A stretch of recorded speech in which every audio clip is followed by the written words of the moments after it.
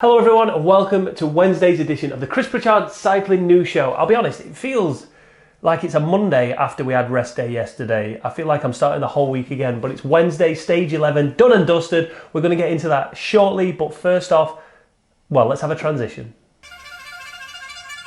Now, if you've not already thought about subscribing, please feel free to hit that subscription button, hit that notification button so you know when we go live. Don't forget, 3 days now, until I'm in France for the Tour de France. But the first story we're going to cover is kind of Tour de France related, and it's this that happened on stage 10. Vas-y!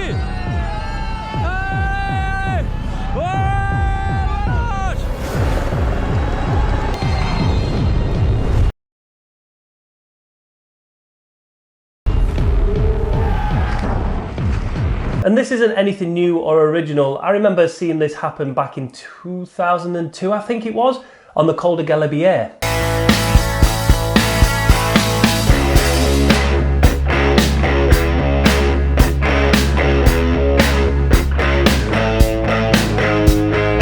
And more recently, 2017 Tour of Poland, this guy decided to do a backflip over the Peloton.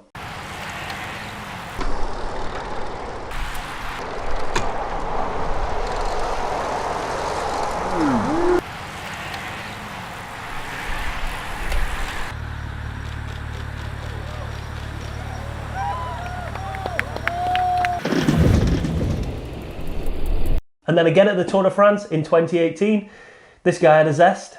Whether you want to share on a public forum the speed that you rode up the climb. And it begs the question, how bloody dangerous is this? Right, I don't want to be a killjoy, and I'm not going to be a killjoy, but I definitely feel that we need to maybe have some sort of discussion about this, because yeah, it looks amazing. And yeah, these guys hopefully are highly skilled athletes who know exactly what they're doing and feel that there is no real imminent danger to themselves or the Tour de France riders. I like to think that they've spent a good few weeks at least practicing this, and they know the gap, they know the speed that they need to be hitting. Everything's as safe as it can be to make sure that they make this look as cool as it is without it being too dangerous.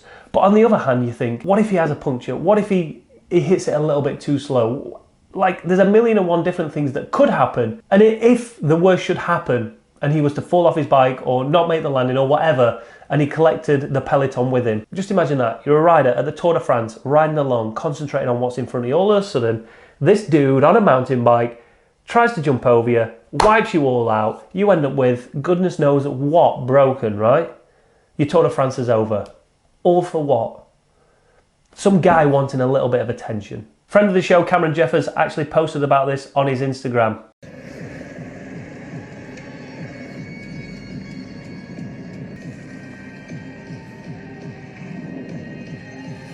So after I saw that, I reached out to him and I just said, he's a bit of a mountain biker, he knows what he's doing. And I said, is it dangerous? Is it fine? What's the score when you watch something like that? Because he comes from both sides. He sits in the Peloton, but he's also a very highly skilled mountain biker as well. So I wanted to get his thoughts on it, and this is what he said. I'll tell you what, mate, I'm going to have to start charging for all these CPCN appearances, aren't I? Like, this is getting beyond ridiculous now. I'm in every other show. Whoa, hold on. You've been in like 2 shows. Pipe down, sunshine. Do I think this is stupid or do I think it's brilliant? I think it's absolutely brilliant. I made a video on my Instagram kind of stating that. And the reason I think it's brilliant is because it's just something different. It's just something he's just doing. We got the bike racer racing up the mountain, and then suddenly there's a flipping mountain biker jumping over the top of it.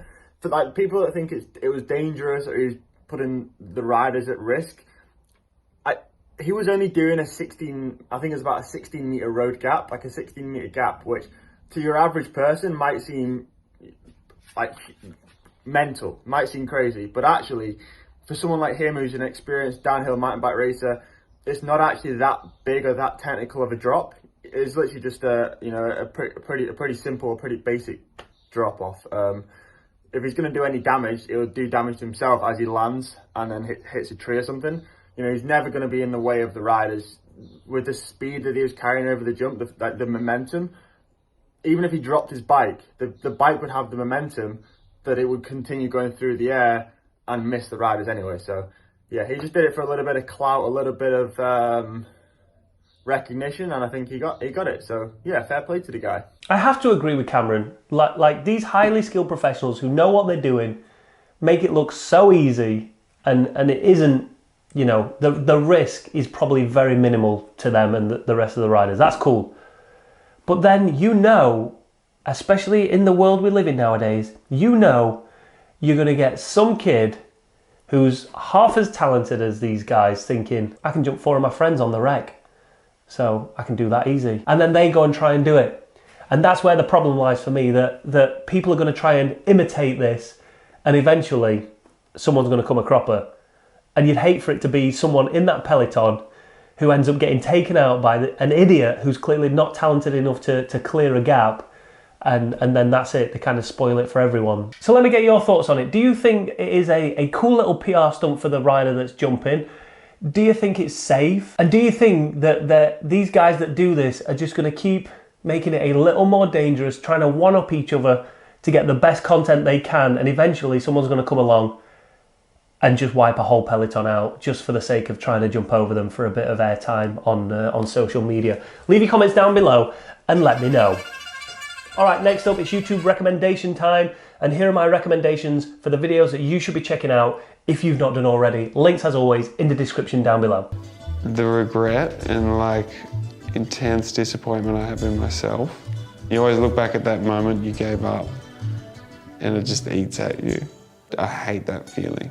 This follows Lachlan Morton as he took on the GB Duro, which was a savage ultra race, starting at Land's End all the way up to John O'Groats, mainly off-road. It was all done on a cyclocross bike or a gravel bike. I mean, some of it is just insane. You have got to go and watch it. Next up, Mitchelton Scott put out a back-to-back GC wins at the 2019 Giro Rosa. Good job. Good job, girls. Good job. We won the Giro! I'm very happy. She has won the Maglia Rosa, and it's special for me to fire this with her. Mitchelton Scott are by far one of the best teams when it comes to creating content, especially backstage stuff that you don't often get to see with the television cameras. Again, well worth a watch. Go and check it out. Next up in Cycling Weekly have done a recon on the Col de Tourmalet. Master next to me.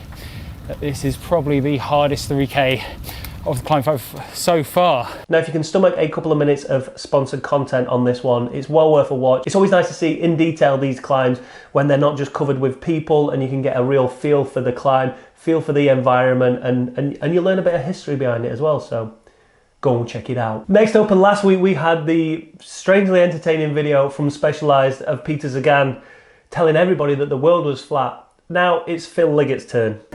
He's really working hard at this one. It's a long climb. He's obviously in pain. And he's in trouble. Well, he's dancing on the pedals. That's the fox in the hen house now. Bonjour, Julien. Comment allez-vous? I can't wait, mate. I've got to go. I can smell the cheese, I can hear the birds, and I can also see the finish. It's as if the world is completely flat. If you were a goat farmer, you'd be home by now. Now, if you're like me and you're wondering what the riders get up to on a rest day, well, it appears that yesterday, for some bizarre reason, they all decided to do the same thing, which was download the new Face app, which, by the way, has been out for ages, so long, in fact, that I had it on my phone ages ago and deleted it because no one was using it. But it seems to be doing the rounds again, and all the tour riders took to Instagram and Twitter to post their pictures of what they're going to look like when they're older. Now that's all good and well, but they pretty much all just look a similar age now to Alejandro Valverde. Now, if we put his face on the filter, what's he going to look like? I know you're all dying to see it. This is what I look like.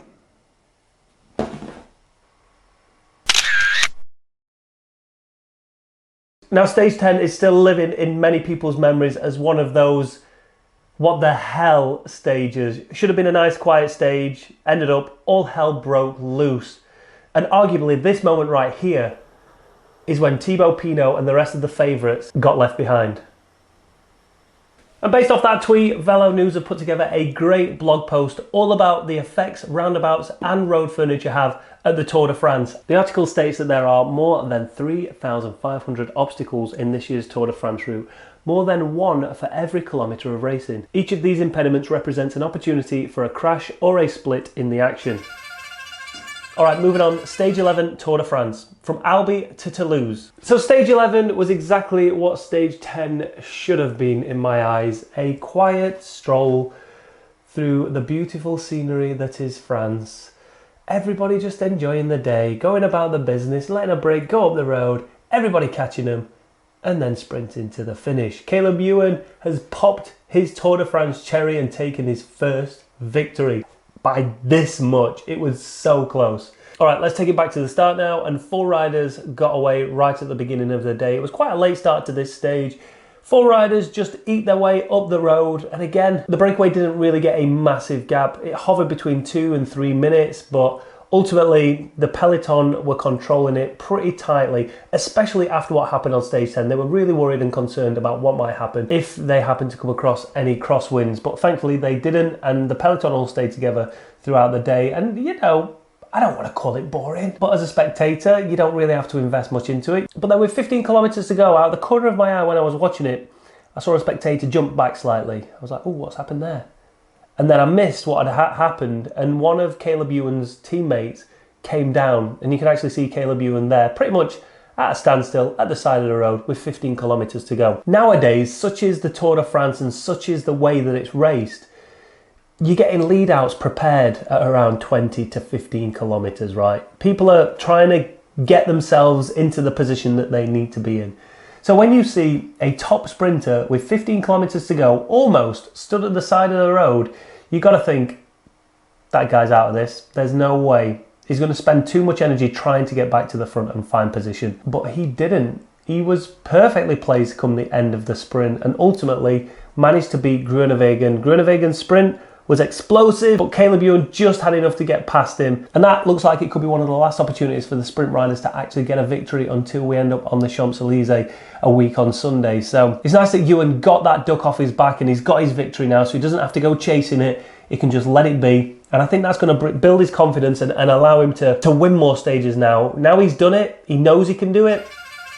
So looking at GC first, and its status quo as you were before the stage even started. Alaphilippe in the lead, Geraint Thomas 1 minute and 12 in second position, and Egan Bernal in third position, 1 minute and 16 behind. Moving on to that points jersey, and as I said, Peter Sagan made a terrible hash of his sprint today. Didn't really seem to have the firepower that the other riders had, but he still leads the points classification with 257 points. Second, 1.5 miles away, is Elia Viviani on 184. And then in third position, you've got Sonny Colbrelli with 174 points. It already looks like this is Sagan's Toulouse. Hey, Toulouse. See what I did there? I'll get the coat.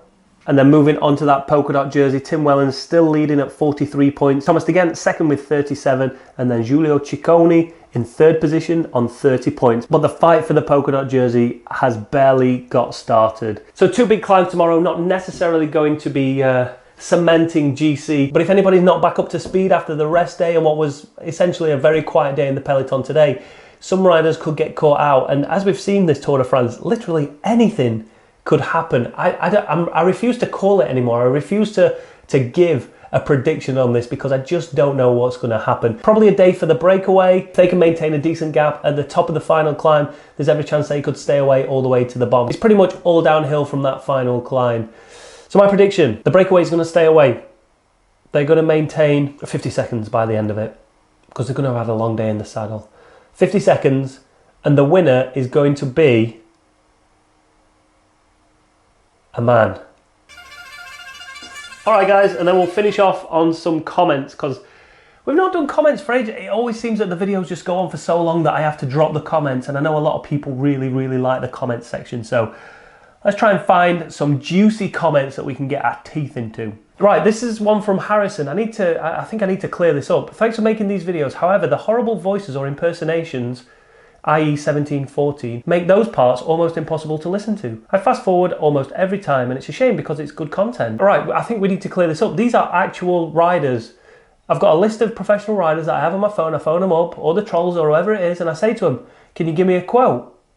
There's no impersonations going on. There's no made up voices. This is a real news channel we're dealing with here, guys. Come on. Next up, AJ Jersey Queen. Wait, where is the giveaway for getting to 10,000 subscribers? Dead surprised emoji face. Did I miss it? I'm surprised you didn't mention Viviani's expression and looks after losing to Wout van Aert. Oh, what a mistake to make. I just lost to this guy. Who is he? He's not a Groenewegen. Who is he? Bloody hell. I was laughing my ass off. We'll create a meme with Viviani's face because they were classic. What the duck just happened to me? Or did you just really beat me? Who are you, damn youth? Bet he would have bit his lips in rage if he had any. Wow. Winky face tongue out emoji. Wait, that's... she's having an argument with herself. Ah, wait, that's mean. I love Viviani. Happy, embarrassed emoji. I love everyone. Happy, embarrassed emoji. Here's a comment from Prez. I always drink some tubeless sealant before riding on the track for this exact reason. I like what I did there. And that's it. Thank you for watching Wednesday's edition of the Chris Pritchard Cycling News Show. If you've not done already, hit that subscribe button, hit that notification bell. I want subs. Give me subs. Share it with your friends. Share it with anybody that might be interested in it, okay? Let's grow this community. Please. As ever. Thanks for watching. Until tomorrow.